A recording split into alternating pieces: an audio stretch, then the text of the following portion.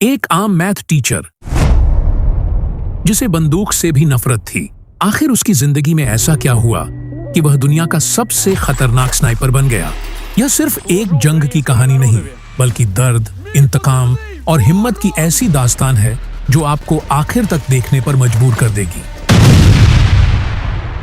कहानी की शुरुआत यूक्रेन के एक छोटे से गांव से होती है, जहां हमें एक छोटा सा घर दिखाया जाता है। इस घर में एक कपल रहता है जो हंसी खुशी अपनी जिंदगी गुजार रहा होता है। इस घर में रहने वाले आदमी का नाम मिकोला है और उसकी पत्नी का नाम नास्त्या है। नास्त्या एक ड्राइंग आर्टिस्ट थी। वह लकड़ी को तराश कर तरह तरह की सुंदर मूर्तियां बनाती थी। दूसरी तरफ मिकोला एक टीचर है और पास के एक स्कूल में बच्चों को मैथ पढ़ाता है। वह बहुत ही अच्छा टीचर है और लगभग सभी बच्चे उससे बहुत खुश हैं। लेकिन एक लड़का ऐसा भी था जिसका नाम इवान था। इवान बहुत ही बदतमीज और घमंडी लड़का था। वह हर दिन क्लास में अपने टीचर मिकोला को परेशान करता था। इवान एक अमीर परिवार से था, जबकि मिकोला एक गरीब इंसान था। इसीलिए वह अक्सर मिकोला के कपड़ों और उसके साधारण रूप का मजाक उड़ाया करता था। वह चाहता था कि मिकोला उसकी बदतमीजी से तंग आकर उस पर हाथ उठा दे, ताकि वह उसकी शिकायत करके उसे स्कूल से निकलवा सके। लेकिन मिकोला बहुत ही शांत और समझदार इंसान था। उसे इवान की बातों से कोई फर्क नहीं पड़ता था और वह अपनी जिंदगी में खुश रहता था। मिकोला के घर में टीवी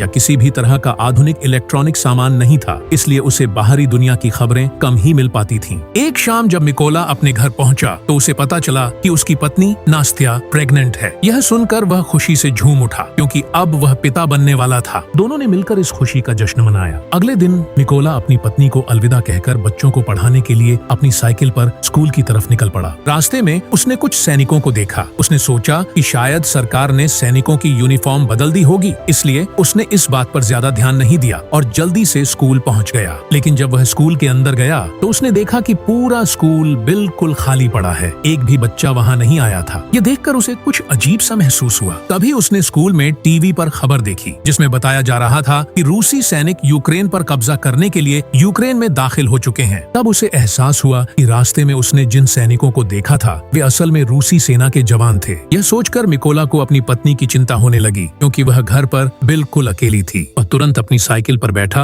और पूरी रफ्तार से घर की ओर भागा। लेकिन अब बहुत देर हो चुकी थी। जब मिकोला घर पहुंचा तो उसने देखा कि दो रूसी सैनिक उसकी पत्नी को बेरहमी से पीट रहे थे। मिकोला ने अपनी पत्नी को बचाने की कोशिश की, लेकिन उन सैनिकों ने उसकी भी बुरी तरह पिटाई कर दी। मिकोला उनसे हाथ जोड़कर विनती करने लगा, प्लीज मेरी पत्नी को मत मारो, वह प्रेग्नेंट है। लेकिन उन सैनिकों ने उसकी एक भी बात नहीं सुनी और दोनों को लगातार मारते रहे। कुछ देर बाद एक रूसी सैनिक ने मिकोला के घर की तलाशी ली। जब उस रूसी सैनिक को घर के अंदर कोई भी कीमती सामान नहीं मिला तो वह गुस्से में आ गया और उसने मिकोला के घर में आग लगा दी। अपने घर को जलता हुआ देखकर नास्त्या का गुस्सा फूट पड़ा। उसने जमीन से एक पत्थर उठाया और रूसी सैनिकों पर फेंकना शुरू कर दिया। यह देखकर एक सैनिक ने बिना कुछ सोचे उस पर गोली चला दी और नास्त्या की वहीं मौके पर मौत हो गई। अपनी पत्नी को अपनी आंखों के सामने मरता देखकर मिकोला की दुनिया उजड़ गई। वह भागकर उसके पास पहुंचा और उसे अपनी बाहों में लेकर रोने लगा। कुछ घंटों बाद दो यूक्रेनी सैनिक वहां पहुंचे। नास्त्या की लाश देखकर उन्हें भी बहुत दुख हुआ। उन्होंने मिकोला के कंधे पर हाथ रखकर उसे हिम्मत न हारने के लिए कहा। इसके बाद उन दोनों सैनिकों ने नास्त्या के लिए एक कब्र खोदी और मिकोला से कहा कि वह अपनी पत्नी को सम्मान के साथ दफना दे। पत्नी की मौत के बाद मिकोला पूरी तरह टूट चुका था। अब वह इस दुनिया में बिल्कुल अकेला रह गया था। रूसी सैनिकों ने सिर्फ उसकी पत्नी को ही नहीं मारा था, बल्कि उसके आने वाले बच्चे की खुशियां भी छीन ली थी और उसका घर भी जला दिया था। अब उसके दिल में सिर्फ बदले की आग बची थी। वह हर हाल में उस सैनिक को मारना चाहता था जिसने उसकी पत्नी पर गोली चलाई थी। उसे पता था कि बदला लेने का सिर्फ एक ही रास्ता है, यूक्रेनी सेना में शामिल होना। इसीलिए उसने उन दोनों सैनिकों से हाथ जोड़कर कहा, प्लीज मुझे भी अपने साथ ले चलो, मैं भी यूक्रेन की सेना में शामिल होना चाहता हूँ। दोनों सैनिक उसकी बात मान गए और उसे अपने साथ मिलिट्री बेस ले गए। जाने से पहले मिकोला अपनी पत्नी के हाथों से बना हुआ एक छोटा सा स्टैच्यू अपने साथ रख लेता है। यह वही निशानी थी जो नास्त्या ने प्यार से उसके लिए बनाई थी। जब वे लोग मिलिट्री बेस पहुंचे तो वहां के सीनियर अफसर ने मिकोला को देखकर उन दोनों सैनिकों पर गुस्सा किया और उसे सेना में भर्ती करने से मना कर दिया। उसे शक था कि कहीं मिकोला दुश्मनों का कोई जासूस तो नहीं। लेकिन जब उसने उन दोनों सैनिकों से पूरी बात सुनी और मिकोला ने भी अपनी दर्द भरी कहानी सुनाई कि किस तरह रूसी सैनिकों ने उसकी पत्नी को बेरहमी से मार डाला और उसका घर जला दिया, तो सीनियर अफसर का दिल पिघल गया। मिकोला ने कहा, अब मेरे पास जीने की कोई वजह नहीं बची है। मैं सिर्फ अपने देश के लिए लड़ना चाहता हूँ और उन लोगों से बदला लेना चाहता हूँ यह सुनकर सीनियर अफसर उसे यूक्रेनी सेना में भर्ती करने के लिए तैयार हो गया और अगले ही दिन से उसकी ट्रेनिंग शुरू हो गई। मिकोला एक साधारण इंसान था। उसने पूरी जिंदगी बच्चों को मैथ पढ़ाया था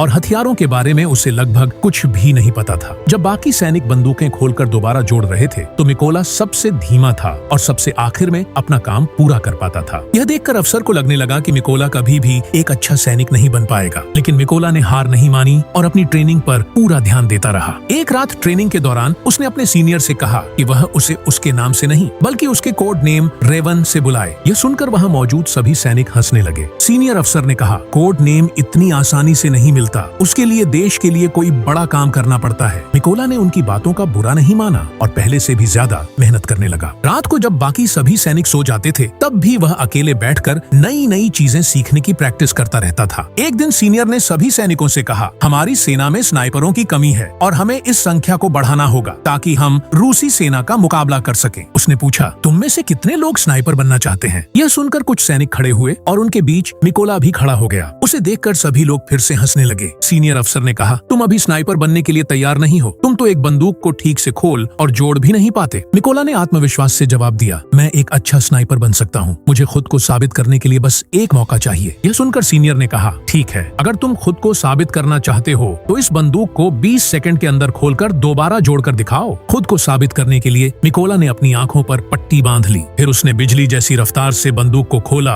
और दोबारा जोड़ दिया। हैरानी की बात यह थी कि उसने यह पूरा काम सिर्फ 18 सेकंड में कर दिखाया। उसकी गजब की फुर्ती देखकर वहां मौजूद सभी लोग दंग रह गए। जो लोग कुछ देर पहले उस पर हंस रहे थे अब वहीं उसकी तारीफ करने। सीनियर अफसर भी मिकोला से बहुत प्रभावित हुआ और उसकी काबिलियत देखकर उसे स्नाइपर ट्रेनिंग में शामिल कर लिया गया। ट्रेनिंग के दौरान मिकोला को एक पुराने मॉडल की राइफल दी गई, जबकि बाकी सभी सैनिकों को नए और आधुनिक हथियार दिए गए। यह देखकर मिकोला ने भी एक आधुनिक राइफल की मांग की। इस पर सीनियर अफसर ने उससे कहा, अगर तुम्हें यह गन चाहिए तो पहले तुम्हें खुद को साबित करना होगा। अब मिकोला के पास कोई दूसरा रास्ता नहीं था, इसलिए उसने जो हथियार उसे मिला था उसी के साथ अपनी ट्रेनिंग शुरू कर दी। ट्रेनिंग के दौरान सीनियर ने सभी को समझाया कि एक असली स्नाइपर के सामने चाहे कैसी भी परिस्थिति क्यों न आ जाए, वह अपनी जगह से 1 इंच भी नहीं हिलता और अपनी नजर हमेशा अपने टारगेट पर टिकाए रखता है। इसकी प्रैक्टिस के लिए सीनियर हर ट्रेनिंग लेने वाले के बिल्कुल पास से गोलियां चलाता था। जो भी सैनिक डर कर अपनी पोजीशन से हिल जाता उसे उसी वक्त ट्रेनिंग से बाहर कर दिया जाता। लेकिन जब मिकोला की बारी आई तो वह जरा भी नहीं हिला। उसकी नजर लगातार अपने निशाने पर टिकी रही। इस तरह मिकोला ने यह कठिन टेस्ट आसानी से पास कर लिया। अगली ट्रेनिंग में स्नाइपरों को उनका टारगेट सिर्फ एक बार दिखाया गया। उसके बाद उनकी आंखों को काले कपड़े से ढक दिया गया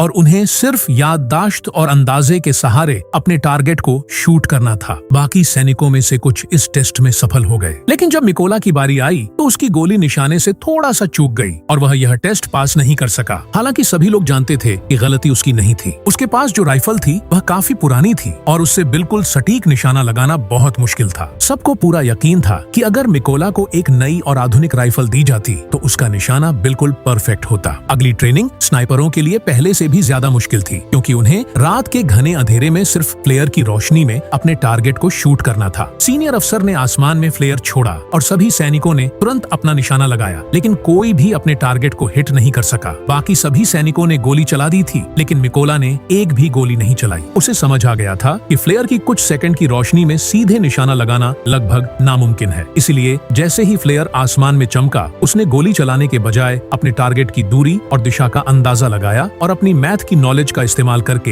एक बिल्कुल परफेक्ट शॉट मार दिया। यह देखकर उसका सीनियर और बाकी सभी सैनिक हैरान रह गए। आज तक कोई भी इस मुश्किल टेस्ट को पूरा नहीं कर पाया था, लेकिन मिकोला ने वह कर दिखाया। सीनियर अफसर उससे इतना प्रभावित हुआ कि उसने उसे उसका मनपसंद कोड नेम रेवन दे दिया। समय बीतता गया और मिकोला पूरी मेहनत और लगन के साथ अपनी ट्रेनिंग करता रहा। आखिरकार वह दिन भी आ गया जब ट्रेनिंग का रिजल्ट आने वाला था। कर्नल ने मिकोला को सलामी दी और बताया कि उसने यह टेस्ट सफलतापूर्वक पास कर लिया है। कुछ दिनों बाद कर्नल उसके पास आया और बोला, अपना सामान तैयार कर लो, हमें एक मिशन पर जाना है। खबर मिली है कि कुछ रूसी सैनिकों ने एक चेक पोस्ट पर कब्जा कर लिया है। यहीं से मिकोला की असली कहानी शुरू होती है। कुछ ही देर में मिकोला और उसकी टीम उस लोकेशन पर पहुंच गई और अपनी अपनी पोजीशन लेकर बैठ गई। वे लोग हमला करने ही वाले थे कि तभी उन्हें दूर से एक गाड़ी आती हुई दिखाई दी जो उसी चेक पोस्ट की तरफ बढ़ रही थी। यह देखकर कर्नल ने सभी को फायर न करने का आदेश दिया। रूसी सैनिकों ने गाड़ी को रोक लिया, अंदर बैठे लोगों के पासपोर्ट चेक किए और पूरी गाड़ी की तलाशी ली। सब कुछ सही होने के बावजूद उन्होंने उनके पासपोर्ट पासपोर्ट अपने पास रख लिए। जब उन लोगों ने अपने पासपोर्ट वापस मांगे तो सैनिकों ने उन्हें बुरी तरह पीटना शुरू कर दिया। यह सब देखकर कर्नल ने तुरंत अपने स्नाइपरों को फायर करने का आदेश दिया।